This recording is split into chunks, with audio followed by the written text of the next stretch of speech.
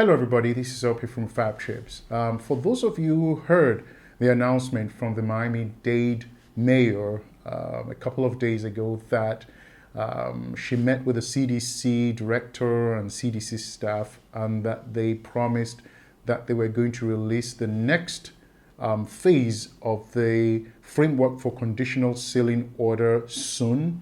And if you thought that that was just another way in which the CDC was going to string the cruise industry along, or perhaps it was an April Fool's joke, well, maybe you were not so far from the truth after all. After this.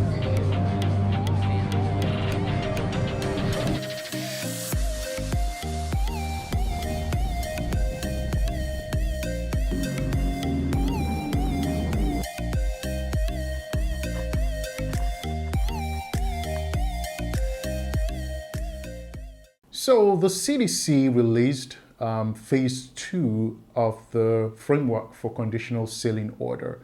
To be precise, it is phase 2A, which means that there is a phase 2B and there could be a phase 2C.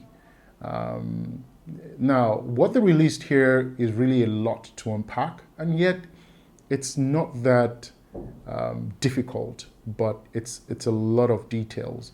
And the thing here is it's really dealing with the technical instructions for the agreements that the cruise lines will have with local authorities, essentially the ports where they'll be staying. And the long and short of this is they want the cruise lines and the port authorities to set up a facility that would enable them to treat people who may have contracted the COVID virus, so a good health facility, to quarantine people that may have contracted COVID-19 disease or may have come in contact with someone who has contracted the COVID-19 disease, essentially a quarantine facility. They also included the fact that they want an avenue in which both port workers and crew members can be vaccinated. So that facility should also include a vaccination center, so to speak. So it's really just those main three things to ensure that there's adequate health facilities to deal with COVID cases, and not just health facilities actually, but also testing sites, both on board, of course, which was part of phase 1, but also with the port authorities. That's one. And also to make sure that there is adequate quarantining facilities, and also to make sure that there is a vaccination site at the ports. And the idea of all this, and we all know this is what the CDC is all about, is to save lives. So that is why they're implementing all these things. They're also talking about embarkation and disembarkation, and how the process of embarkation and disembarkation should occur. One of the things that I thought was actually pretty interesting was the fact that they said that embarkating passengers and disembarkating passengers, is there what, like embarkating? Passengers getting on board and passengers leaving the ship cannot use the same space or cannot be in the same space within a 12-hour period. So essentially the cruise lines now have to figure out a way to get passengers in a separate location and also get passengers out in a separate location. And also to ensure that disembarking and embarking travelers from different ships do not occupy the same enclosed or semi-enclosed areas within the same 12-hour period. And it's this third one that actually is quite interesting. And the reason why I say it's interesting is this. Some of the cruises, based on the conditions I believe the CDC had given previously, it was impossible for you to do back-to-back cruises. But the fact that they're saying that embarking passengers from another cruise ship, and I mean, let me read it out so that you understand what I'm talking about. It says, to ensure disembarking and embarking travelers from different ships do not occupy the same enclosed or semi-enclosed areas. That's gangways, terminal, waiting spaces, check-in areas within the same 12-hour period. And I think the ramifications or the implications of that is you can actually now do back-to-back cruises.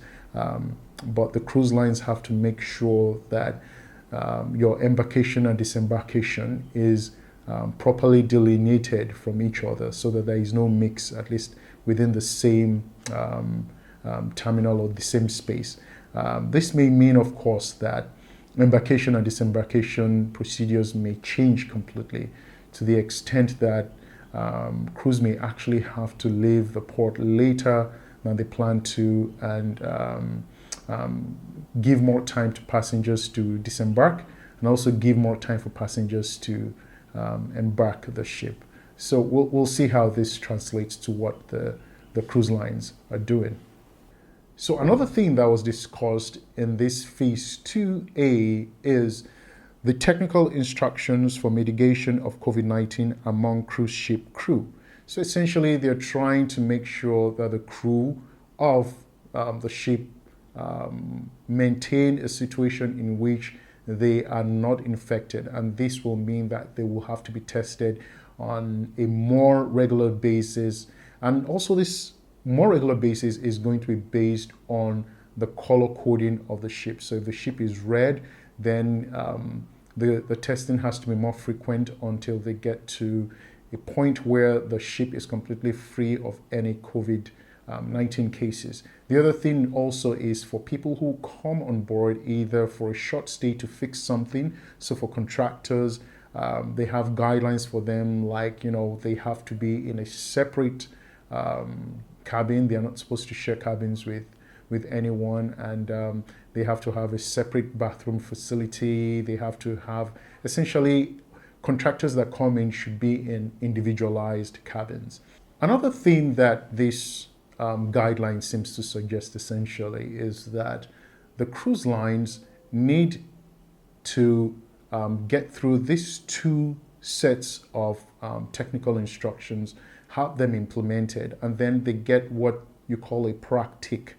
The practic is essentially a certificate given to cruise ships or given to ships when they are done quarantining. So if a ship comes to port and they have to be in a quarantine for a certain amount of days, after the period of quarantine, they are issued a practic which allows them to continue sailing.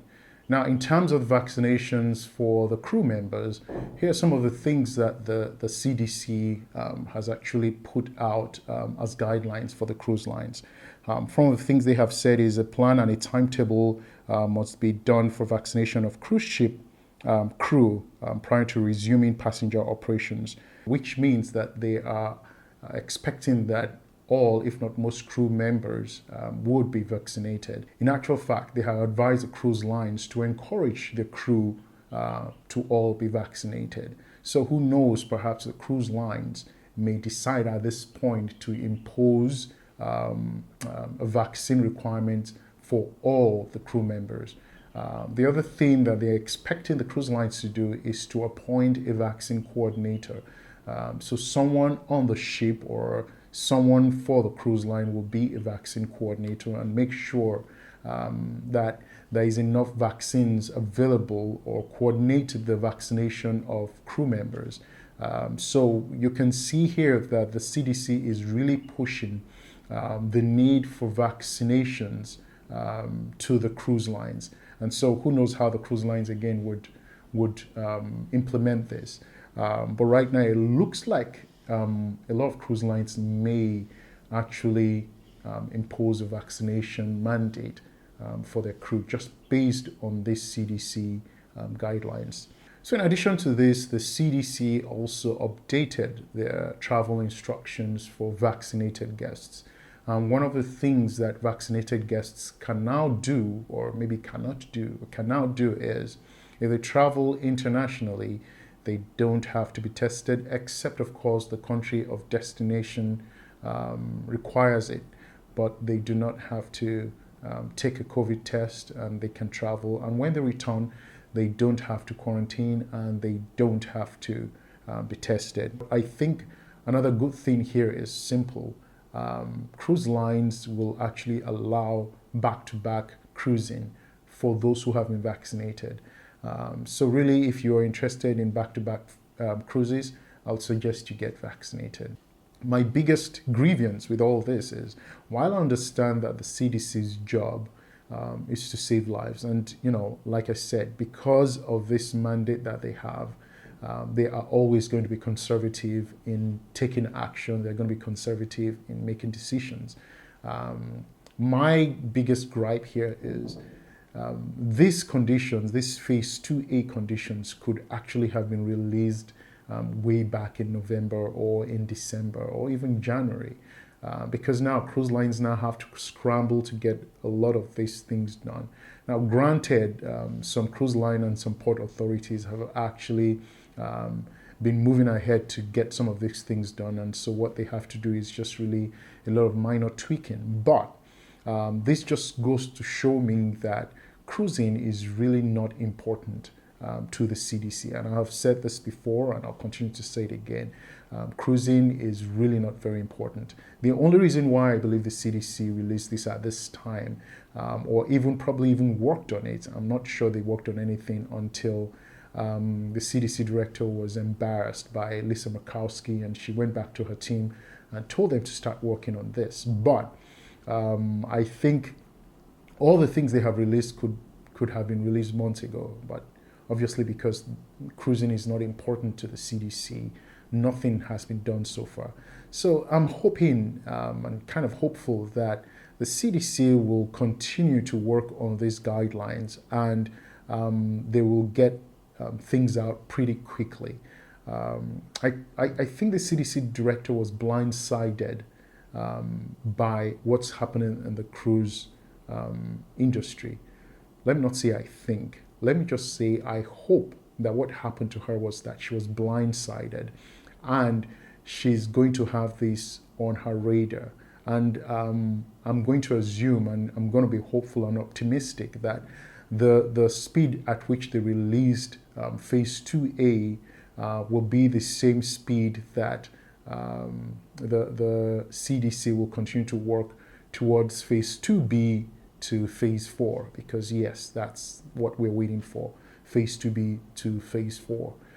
So for all you out there who are somewhat disappointed by what has been released, well, let's keep hope alive. The good thing is, like I said in my video yesterday, is that the CDC has at least put cruising on their radar, and perhaps they'll start moving quickly to make something happen. However, I still stand by what I said yesterday, that cruising will not resume in the US till at least August, and these guidelines just confirm that, because for them to set everything up in this phase 2A will take some time, and then who knows what phase 2B may come up with. The good thing about this is, while it still suggests the fact that these are for test cruises, it also mentions limited passenger transportation. So essentially saying that test cruises may occur, or they may phase out test cruising completely and have a limited passenger cruising, which means maybe cruise ships will have to sail at 50 or 60%. I don't know, but that's what it seems to suggest. Now, if that is what it is, it sounds like there's a possibility that test cruises may be eliminated altogether, and they will just move directly into passenger cruising on cruise ships. So that's a good thing. And one of the things they also mentioned was that they were going to continually update based on the conditions in the country. So vaccination rates, infection rates, based on these factors, they will continue to update the guidelines. And let's hope something great comes out of this sooner rather than later. But again, August is possibly when cruising will resume in the United States.